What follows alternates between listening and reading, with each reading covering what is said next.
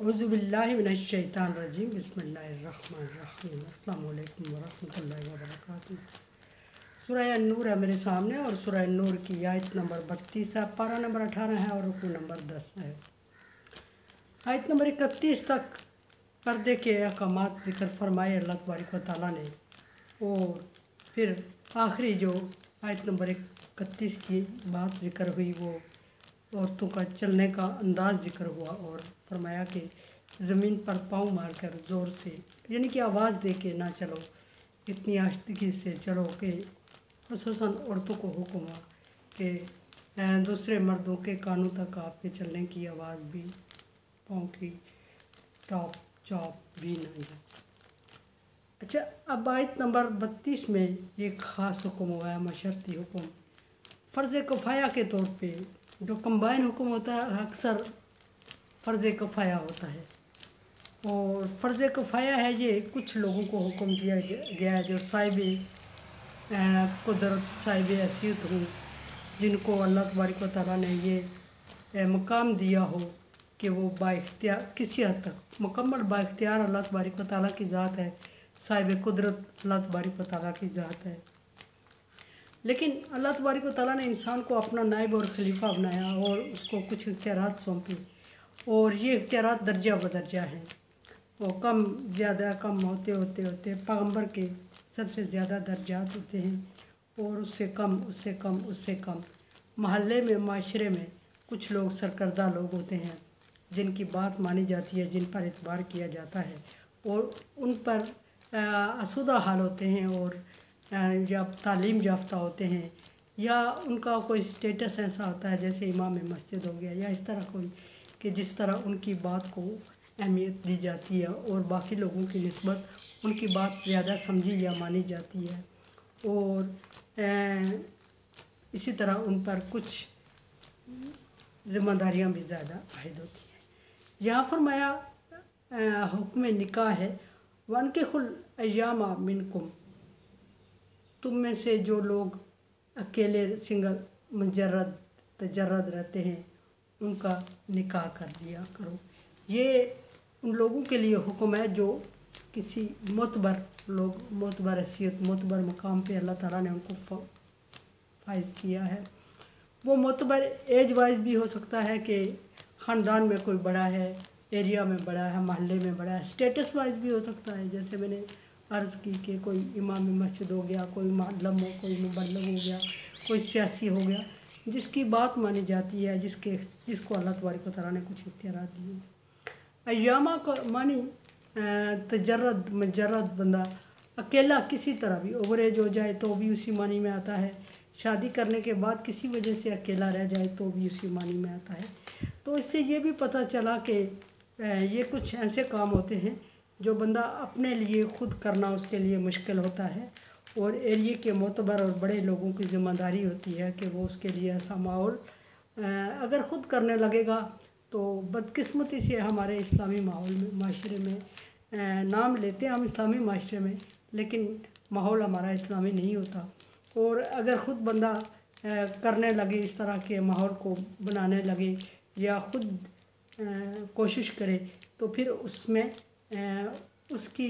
बदनामी के चांस ज़्यादा होते हैं और लोग उस पर बातें करते हैं और माशरे में माहौल में बगाड़ पैदा होता है और हद तक की इज़्ज़त होती है। सो हद तक की इज़्ज़त को अल्लाह तबारक व तआला कभी पसंद नहीं करता। सो ऐसे माहौल और माशरे को जिसमें इस तरह की बातें की जाए उसको पसंदीदा भी करार नहीं दिया जाता। सो इसलिए अल्लाह तबारक व तआला ने बड़े लोगों की ये ज़िम्मेदारी लगाई है कि तुम में से जो लोग अकेले रह गए तो अगर तो उनके वर्सा वालदैन बहन भाई या कोई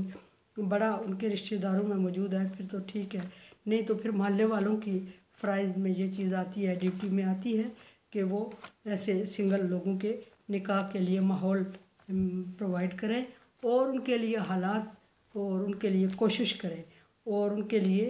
क्या कहते हैं उसे कुफ़ ढूंढने की कोशिश करें, बराबरी का रिश्ता ढूंढने की कोशिश करें। फरमाया कि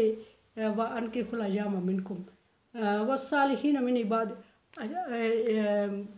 अय्यामा मिनकुम, इससे माहौल में माशरे में पाकीज़गी और सुथराई پیدا ہوتی ہے اگر ایسے کام کیے جائیں، نکاح کے انتظامات کیے جائیں، ورنہ سنگل بندہ جتنا بھی پابند ہو وہ معاشرے کے لیے کہیں نہ کہیں بے چینی کا سبب خاندان کے لیے ضرور بنتا ہے۔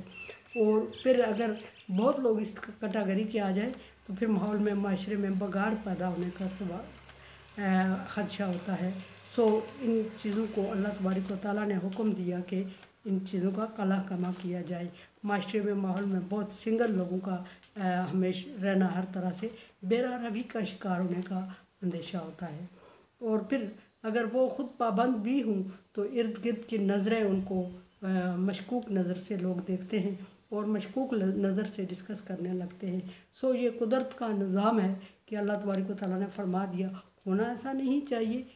اللہ کا حکم یہ نہیں ہے کہ ان کو اتنا تنگ کرو کہ بالآخر وہ مجبور ہو جائیں۔ اللہ کا حکم باعزت طریقے سے ان کا انتظام کرنا ہوتا ہے۔ وَالصَّالِحِينَ مِنْ عِبَادِكُمْ وَإِمَائِكُمْ، اور تمہاری جو آپس میں غلام اور لونڈیاں ہیں ان کے بھی نکاح کا انتظام کرو۔ اب ولی کو، اب مالک کو جو غلام اور لونڈیاں رکھتے ہیں لوگ، ابھی تو اس کا کنسپٹ نہیں ہے، کسی زمانے میں تھا۔ اگر ابھی بھی ملازم ایسے کسی کے انڈر کام کر رہے ہوں کہ جو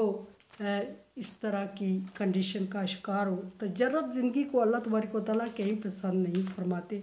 تو اگر وہ تجرد ہوں تو اللہ تبارک و تعالیٰ کا حکم ہے کہ ان کی شادی کا انتظام کرو۔ اسی طرح اگر کسی کے انڈر بہت سارے ملازم کام کر رہے ہوں اور وہ ایج وائز ایک دوسرے سے میچ کر رہے ہوں اور انٹرسٹ لے رہے ہوں، دلچسپی لے رہے ہیں، تو اس کو سکینڈل نہیں بنانا چاہیے، بلکہ کوشش کرنی چاہیے کہ ان کے ماحول کو سازگار کیا جائے اور ان کی مدد کی جائے اس کام میں، اور ان کو اور قریب کرنے کی کوشش کرنی چاہیے، اور قریب بے راہ روی کے لیے نہیں، تاکہ وہ ایک دوسرے سے انٹرسٹڈ ہوں، ماحول سازگار ہو اور وہ آمادہ ہوں۔ اگر نہیں بھی آمادہ تو ان کو مختلف مشکلات جو کہ تجربے کی لحاظ سے کسی کے پاس زیادہ ہوں تو ان کو سمجھا بجھا کے اس طرف لانا چاہیے کہ وہ اللہ کے اس حکم کو اوبے کرے اور